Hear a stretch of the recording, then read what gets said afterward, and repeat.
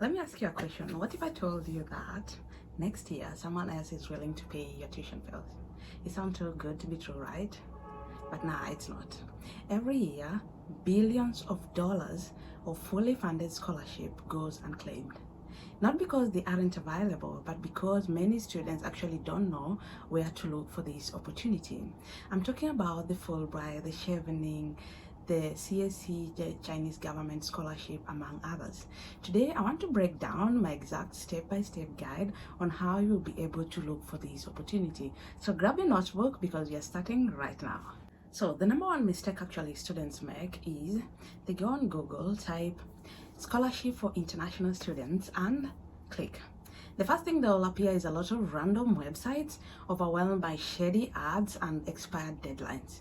To win a fully funded scholarship in 2027, you don't need luck. You actually need a lot of strategy. And that's what I want to teach you today, what you need to do. And that strategy starts with pulling yourself out of the noise and going direct to the sources. Step one, I call this like a selfie scan. You know what selfie is? You're able to see yourself or more of a mirror. And then for this one, you can be able to see yourself. You have to ask yourself these first 4 questions. Why do I actually want to go? Like, there's so many countries around the world, right? There's the USA, there's UK, there's tons of countries in Europe, there's also Asia, there's Japan, there's China, among others, there's Australia. When you ask yourself that question and you get to have your answers, then the next question should be, what am I going to study? Like, apart from the courses, is it bachelor's, master's, PhD, maybe a postgraduate diploma? What do I want to study? You have to get answers before you go into browsing whatever you are looking for. And then the next thing now, let's go to subjects. The next part you need to know is subject.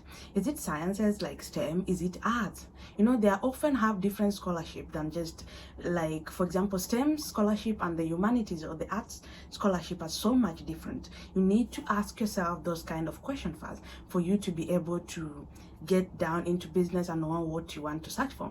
And the last question is, who am I? Are you a female in tech, female in STEM, a man from tech, a man in STEM, a student from a specific developing country? This one actually matters because some scholarships specify they want students from developing countries or Asia or Pacific or those kind of places. Ask yourself, where am I from? Is very also important. Why does this matter? Because 90% of the time of the rejection letters comes from applying to scholarship you were never eligible for in the first place. You just be applying randomly, and you're not even eligible. Filter yourself first so you don't waste time later when you're applying for these scholarships. So on to the next step. We have done with step 1, understanding who you are, where do you want to study and everything. And to the next step, we are going to use a little bit of a cheat code.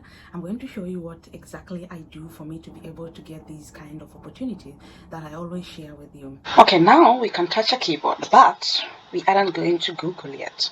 We are going to cheat a little bit using AI. Yeah, open whichever AI you're using. You can use ChatGPT, Cloud. As for me, I'm going to use, for this video, I'm going to use DeepSeek. If you haven't heard about DeepSeek, it's a Chinese AI tool. Now, and you're going to paste these exam prompts I'm putting on the screen right now. Now, you click enter. You know, with this, it instantly gives you a long list of potential names. But listen to me carefully. AI is your assistant, not your source of truth. Do not trust the links AI gives you blindly. We use this list just to get the names of scholarship we need to research. Now, you can see here, addressing as a Kenyan student in a bachelor's in civil engineering, looking to study in Ghana, finding 15 with learned is quite challenging. Yeah, for now. But then, they have already, there's where most the deadline has surpassed, but then for next year it will be there.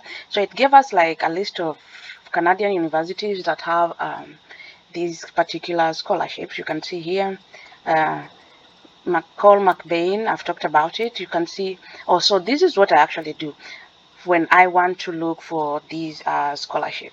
This is the exact particular point I'll be, and then from there, like I said, it's just your assistant, not your source of truth. Do not trust the links. After you look into it, you now have to pick one scholarship after the other. Like, for example, this one, McBain, you have to copy the name, or you can just type the name. It's still the same thing. You have to copy.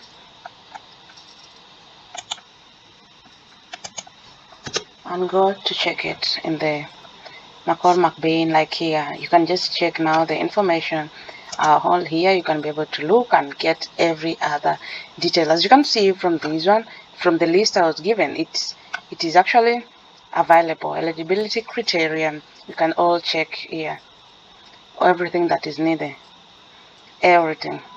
So this is how I actually check for. I ask AI. After asking AI, I come here and check. This one is still open and the deadline is August 19. So you can be able to get this information quite easily. Now let's go to the real battlefield. The system I use, we call it the 3-tier system to guarantee I don't miss any information. So the first tier is the government scholarship.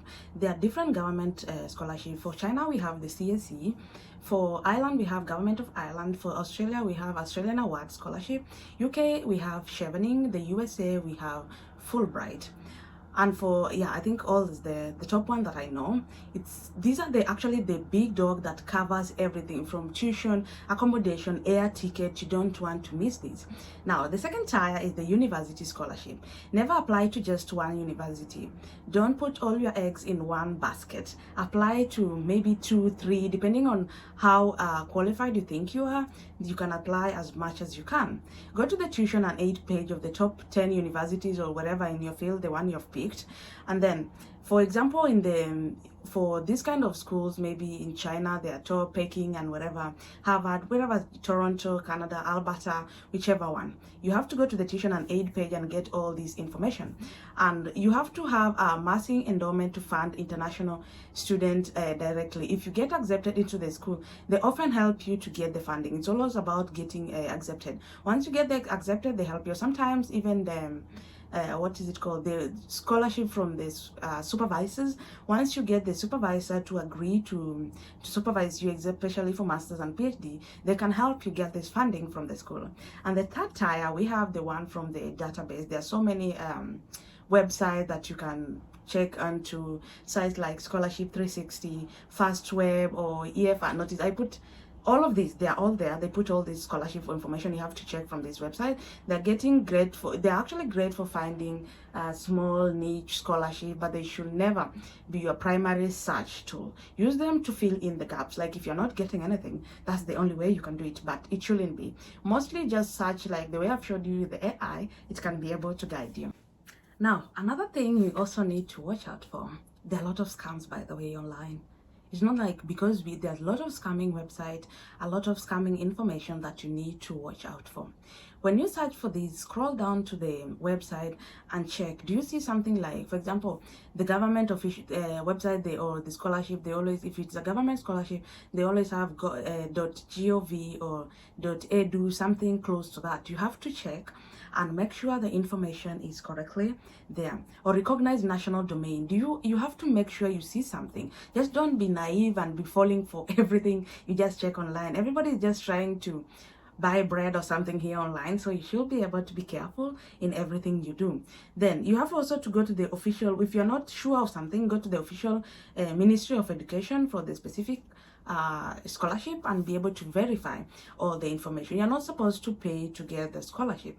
If you are paying, maybe if the schools are asking you to pay for an application fee or something, but you're not supposed to pay for you to get the scholarship. These scholarships are there to fund you. They are really fully funded to give you money, not for them to take money from you. They pay you, you never pay them. So that's the difference that you need to watch out and check out for them. It's very, very important. And a lot of people get scammed every year because of this. If you watch and read to this place, I know you have understood what I mentioned about the AI and everything that you need to know. Now, the last pro tip that I always use after you have used AI, you have checked into the specific system and know what you really want. Now, you have to keep your information in one particular place so you don't forget. The next time you want to go and look after it, you can be able to find it in relaxed order. You can use Excel if those people who use Microsoft Word, whichever thing you want to use, Google spreadsheet. You have to keep all your information in one particular place. So you have to create, like, if it is Excel, it's already well understood. You have to put it in like columns. If you're using maybe Word, you put it in columns.